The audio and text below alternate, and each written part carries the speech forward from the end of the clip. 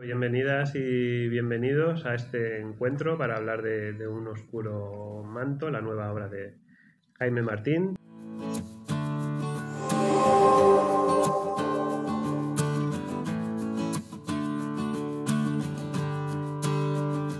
Jaime Martín, tras su trilogía familiar, Jamás tendré 20 años, Las guerras silenciosas y Siempre tendremos 20 años, Un oscuro manto es un relato ambientado a finales del siglo XIX en la Cataluña rural y su protagonista es Mara, una trementinaire que se va haciendo mayor y cada vez pues, le cuesta más llevar su modo de vida, y un día en el bosque se encuentra a una chica que parece muda, muy bien vestida, claramente de clase alta, y que parece estar huyendo de algo. Bueno, la llegada de esta forastera caerá como una bomba en la aldea vecina. Y bueno, estamos ante una historia que es la historia de dos mujeres enfrentadas a una comunidad cerrada que luchan contra el peso aplastante de las convenciones para mantenerse fieles a sus principios. Y bueno, yo no me extiendo mucho más porque sobre todo estamos aquí para oír a Jaime. Sí, no es una historia de brujas en absoluto. Lo que pasa que es cierto que toda la tradición de las trementenairas y en otras zonas de España con otros nombres tiene una historia que va más atrás, bueno, pues toda la gente que se dedicaba a curar con hierbas, que todas las mujeres que ayudaban en los partos y todo esto, si nos remontamos al siglo XVI-XVII, pues era la figura de la bruja, ¿no? Que era cuando además, por ejemplo, en Cataluña, la zona de la Garriga y por allí, cuando me estuve documentando, se quemaron a unas cuantas, ¿no? Entonces, eso lo han ido heredando, esta imagen que se ha ido diluyendo con el paso del tiempo, todas estas personas que se dedicaron a curar, a sanar, a hacer preparados con lo que les daba el bosque, ¿no?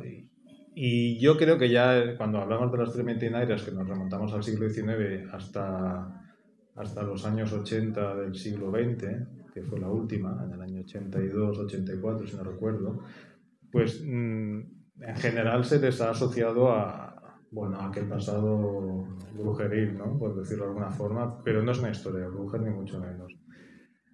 Aunque comparten cosas en común.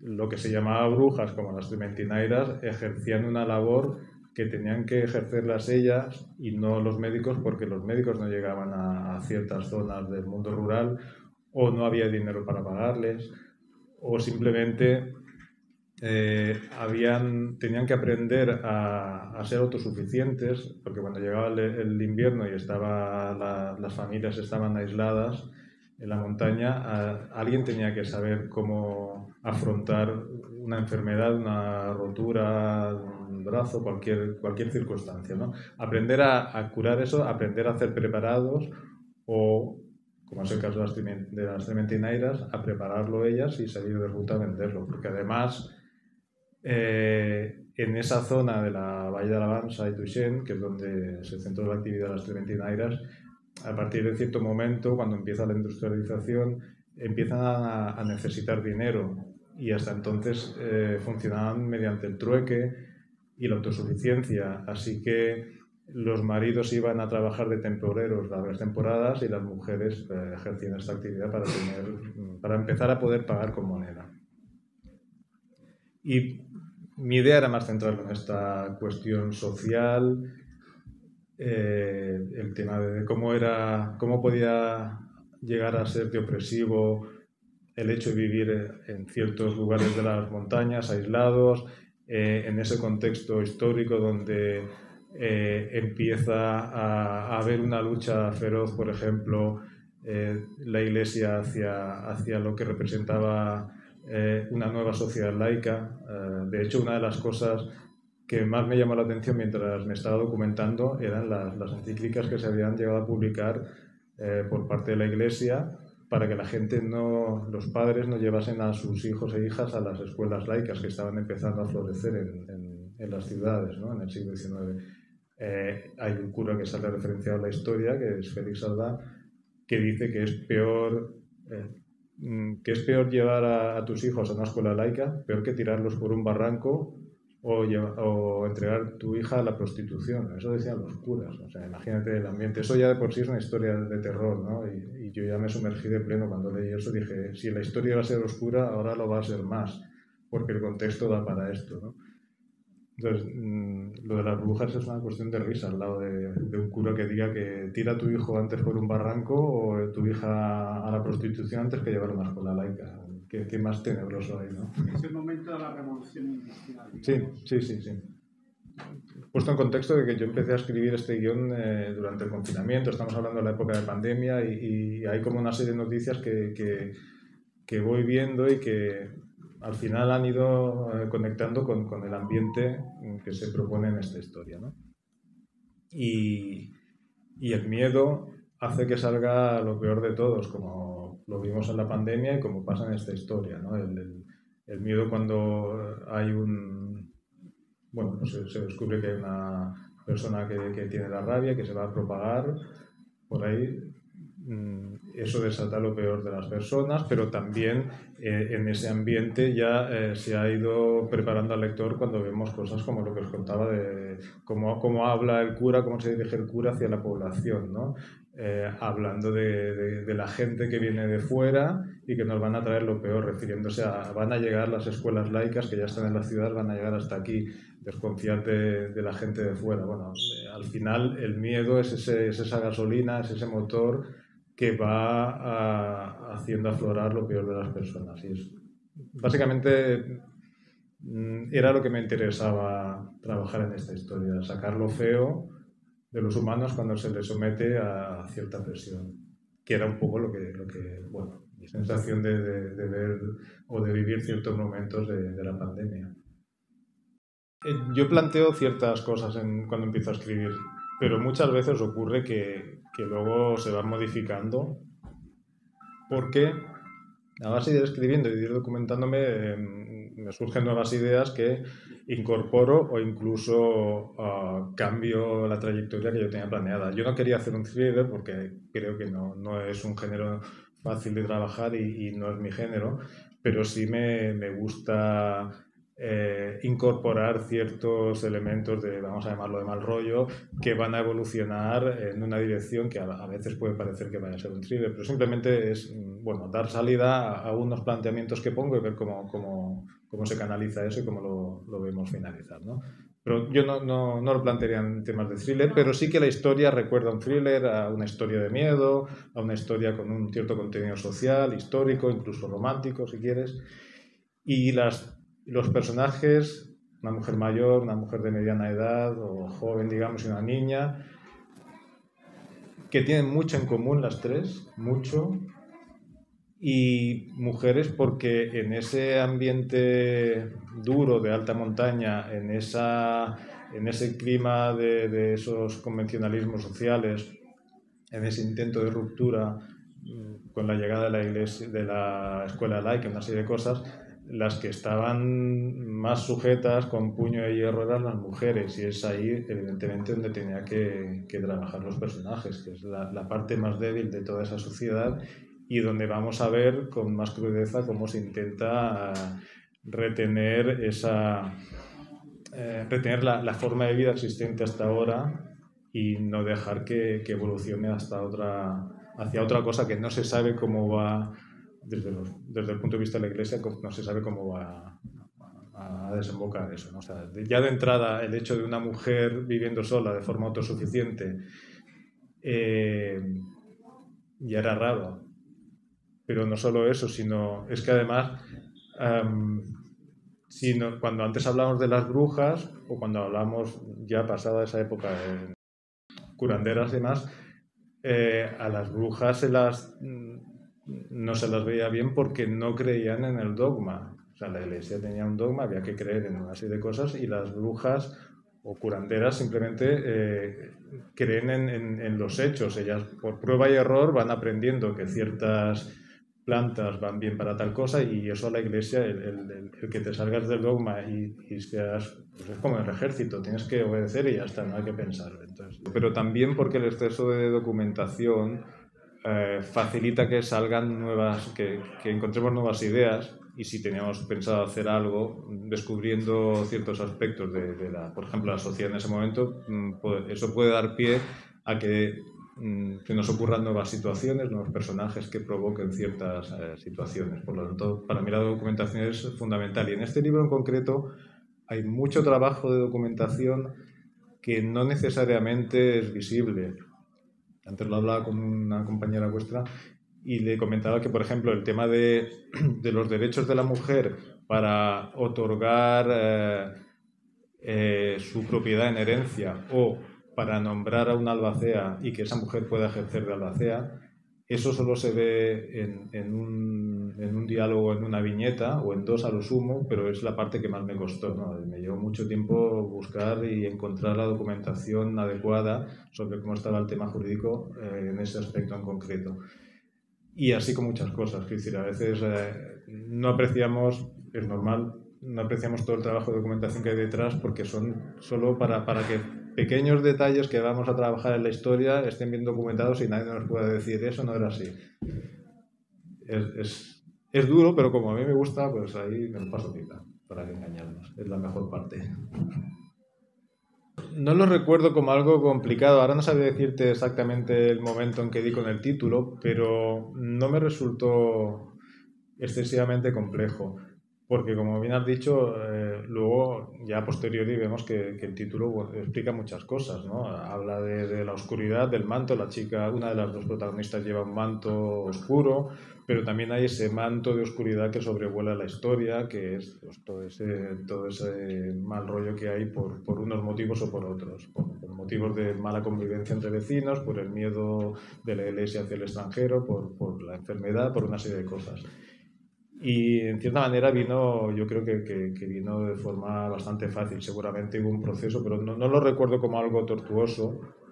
Me costó mucho decidirme. Yo venía de terminar la trilogía. Sabéis que es una trilogía familiar donde cuento la juventud de mis abuelos, de mis padres y la mía.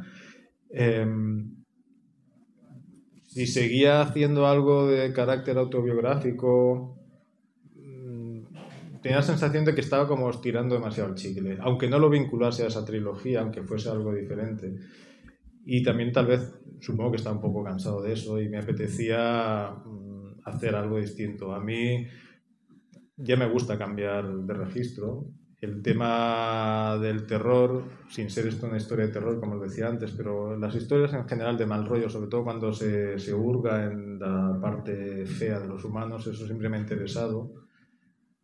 Pongámosle una capa de misterio, ciencia ficción o realismo, me da igual, pero sacar lo feo de los humanos ya me gusta.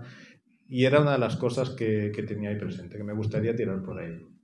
Había otro tema que es que me gusta dibujar naturaleza y recordaba que cuando dibujé Lo que el viento trae me lo pasé muy bien. Esos ambientes rusos de los Urales, el cambio de estaciones, todo eso me gustaba, lo disfruté mucho y me apetecía volver a trabajar, a dibujar naturaleza. Y luego el tema de la pandemia que me facilitó un poco ir enganchando ciertos elementos que yo tenía ahí sobrevolando de forma desordenada. Pero antes de llegar a este punto, estuve barajando varias posibilidades y todas me costaron... Bueno, me costó decidirme por una. Así que lo que acabé haciendo fue escribir tres resúmenes extensos de 3 historias diferentes para ver con cuál conectaba más. Así que empezaba a escribir un resumen largo de una propuesta que me había inventado, lo dejaba, si me cansaba pasaba a otra idea que a lo mejor tenía guardada en un cajón, la iba desarrollando, volvía a una tercera, al final he ido saltando de flor en flor hasta encontrar el momento de decir, bueno, con esta creo que me siento más cómodo.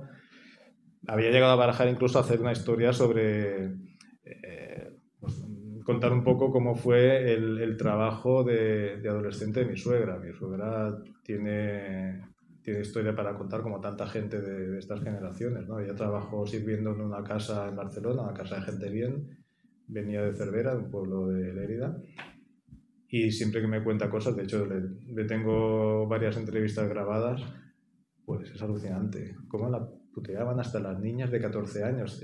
Tenía una educación de vivir en un ambiente de superioridad y cómo se dedicaban a fustigar a la señora que estaba trabajando para ellos, que era una historia de maldad, pasada de padres a hijos, ¿no? Ahí tenía un montón de temas interesantes, pero no quería meterme en esto porque ya venía a contar la historia de mi familia. También me recordaba el ala rota, la madre de Altarriba, en esa historia que también está trabajando en una casa. Y bueno, lo tengo ahí aparcado, no sé si un día haré algo. La cuestión es que el padre de mi suegra era pastor.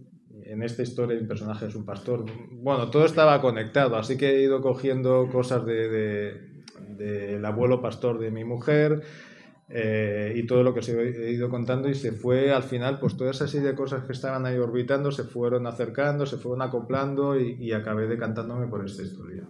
Claro, hay un personaje que vemos al principio de la historia, que es Serena, una de las dos protagonistas, y también vemos un lobo, una loba que habla con Serena. Y es ese momento que antes comentaba con alguien que se puede interpretar como, bueno, que es una historia fantástica, pero no necesariamente. Esos elementos fantásticos, esas conversaciones entre una loba y una humana, los podemos interpretar como un elemento de fantasía, pero también los podemos interpretar como que son fruto de la fiebre, de las alucinaciones.